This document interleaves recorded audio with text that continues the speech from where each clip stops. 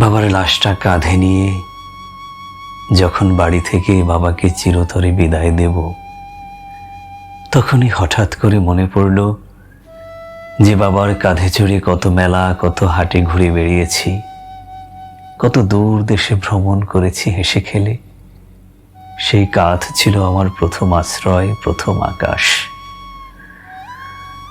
ছোট্ট আমি যখন হাঁটতে শিখিনি ভালো, বাবার হাতটি ধরেই পথ চলা শিখেছি আমি। ক্ষুধার রাতে নিজে অভুক্ত থেকে তিনি আমার মুখে তুলে দিয়েছেন শেষ ভাতের দানা। জ্বরে যখন কেঁপেছি রাত জেগে, তার বুকেই পেয়েছি সেই নিরাপদম, সেই নিঃশব্দ ভালোবাসা। নিজে অসুস্থ ছিল, ঔষধ কিনে না খেয়ে আমার পড়াশোনার খরচ জুগিয়েছেন নির্দ্বিধায়।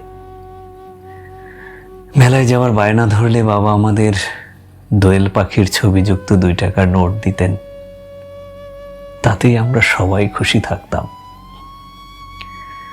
ছোটবেলা থেকে তার শাসনই বড় হয়েছি, আর আমি বড় হলাম।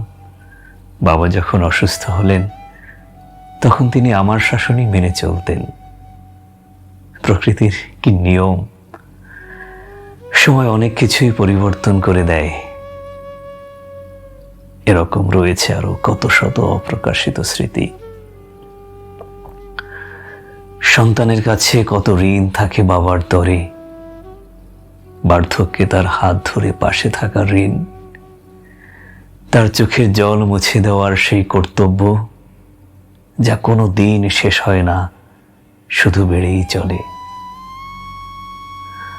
অথচ তখন সামর্থ্য ছিল না, ছিল শুধু ইচ্ছে। আজ যখন সামর্থ্য এলো হাতে, বাবার আমাদের মাঝে বেঁচে রইলেন না। এই যে না পাওয়ার বেদনা, এই যে শূন্য প্রাপ্তি, বুকের ভেতর পাথর হয়ে চিরকাল রয়ে যাবে। যে বাবার কাঁধে চড়ে কত জায়গা ঘুরলাম, কত কিছু দেখলাম, আজকে আমার কাঁধেই তার ভার।